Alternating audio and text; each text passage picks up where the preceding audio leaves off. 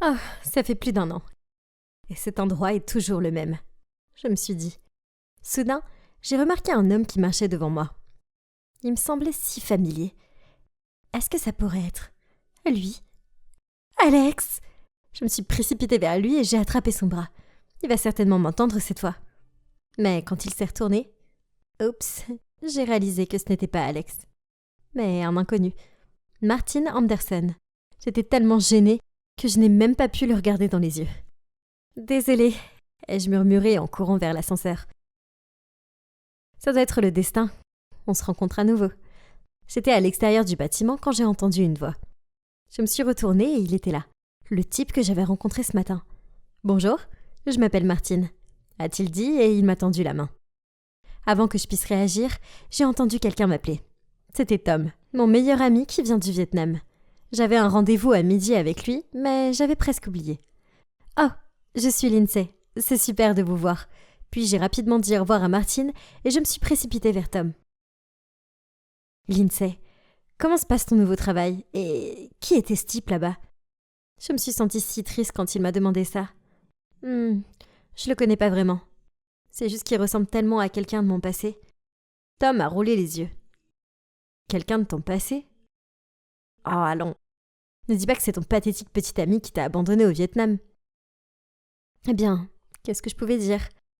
Malgré ce que Alex m'a fait, je n'arrivais toujours pas à le faire sortir de ma tête après tout ce temps. Tom l'a clairement senti en disant « Honnêtement, Lindsay, tu dois l'oublier. C'était un vrai connard. » Soudain, tous les souvenirs de notre relation ont refait surface.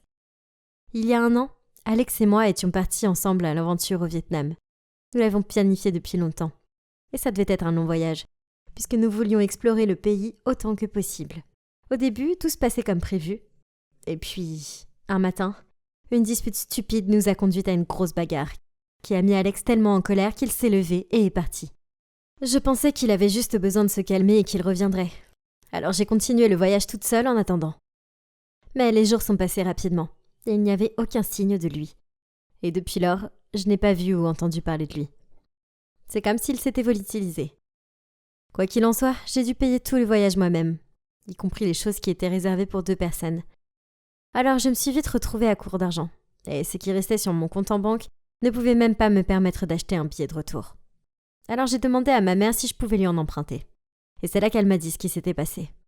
Ma famille avait de gros problèmes à cause d'un scandale alimentaire dans leur restaurant. L'affaire était vraiment grave et ils avaient mis la clé sous la porte. Ma mère m'a donc dit de rester au Vietnam pour un certain temps, jusqu'à ce que les choses se soient calmées. C'est ainsi que je me suis retrouvée coincée au Vietnam pendant 1 année entière. Et le reste est de l'histoire. Je me suis tournée vers Tom et j'ai souri. Il avait été si bon avec moi.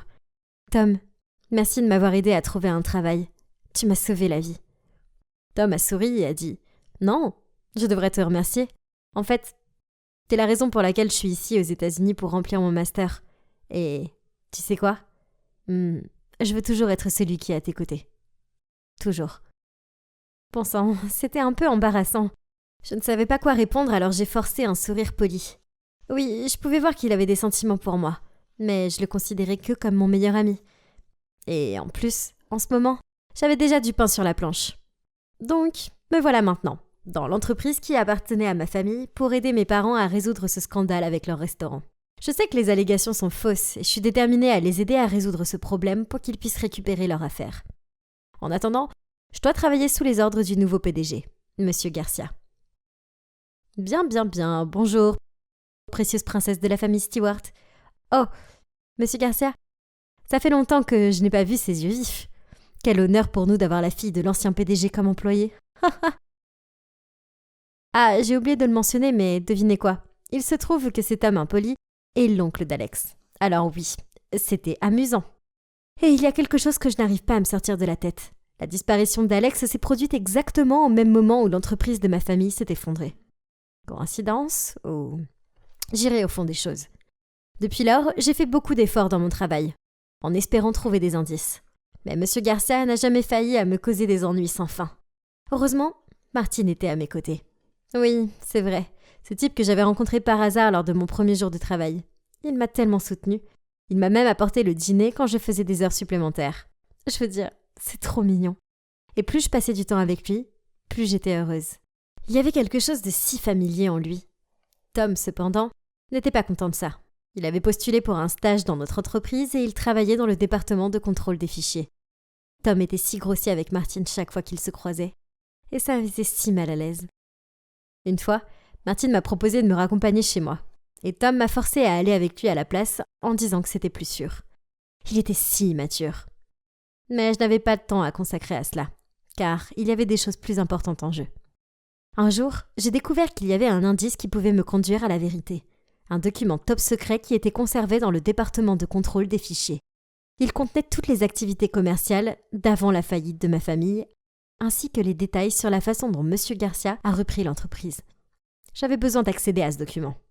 Cependant, il y avait un problème.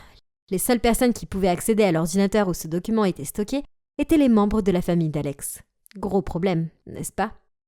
Bref, un soir, Tom et moi étions au restaurant et il agissait vraiment bizarrement. Soudain, il a dit « Lindsay, tu devrais rester loin de Martine. Il y a quelque chose de louche chez lui. » Ça m'a énervé. « Tom, je comprends pas. C'est quoi ton problème avec lui? »« S'il te plaît, écoute-moi d'abord. » Puis, il m'a dit ce qu'il avait vu.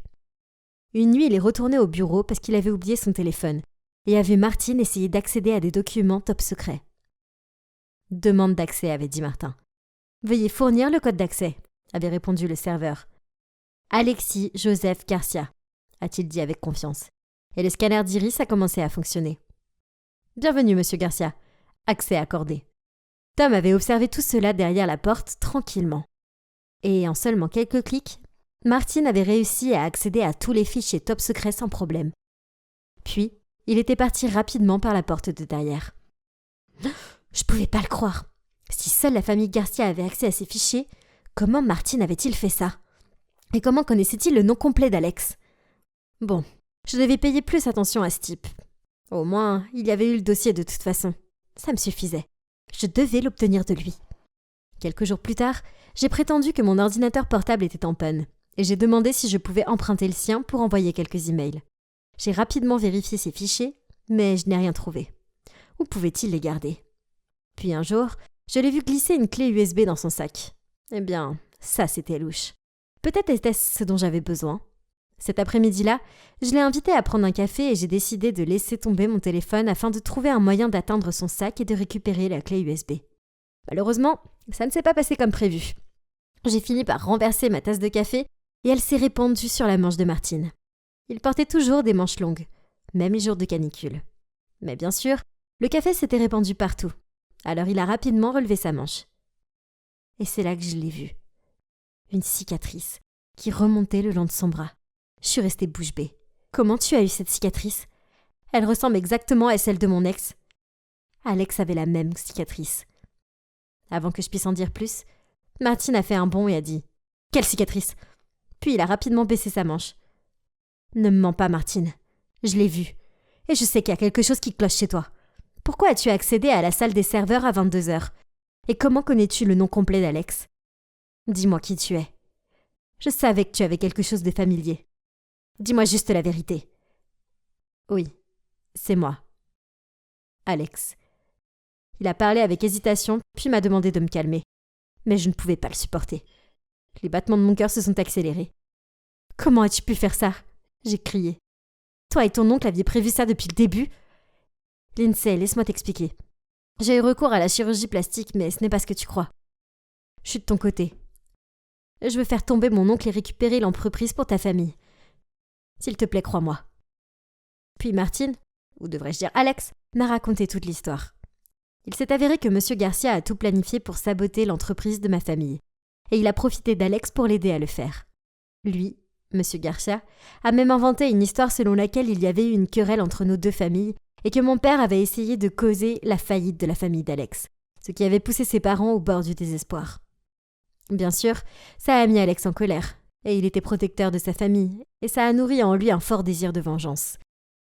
Mais après avoir aidé son oncle à reprendre l'affaire de ma famille, il a découvert que non seulement M. Garcia n'était pas son oncle, mais que lui-même, Alex, était aussi un orphelin. Apparemment, M. Garcia n'avait aucun lien biologique avec Alex, et il ne savait rien des parents défunts d'Alex. Cet homme malveillant manipulait les gens à son avantage de toutes les façons possibles. Alex était dégoûté d'avoir été utilisé et trompé de la sorte.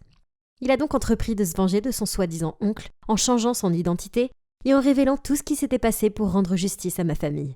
Il m'a ensuite montré tout ce qu'il avait obtenu grâce à des dossiers classés. Tous les coups bas que M. Garcia avait utilisés pour saboter et prendre le contrôle de l'entreprise. Il avait même mené l'entreprise sur une voie obscure en faisant des tas de bêtises illégales. Mais Alex m'a dit qu'avant de devenir Martine, il avait acheté un certain nombre d'actions et qu'il allait maintenant me les transférer pour que je puisse reprendre l'entreprise de ma famille. Je pouvais pas le croire.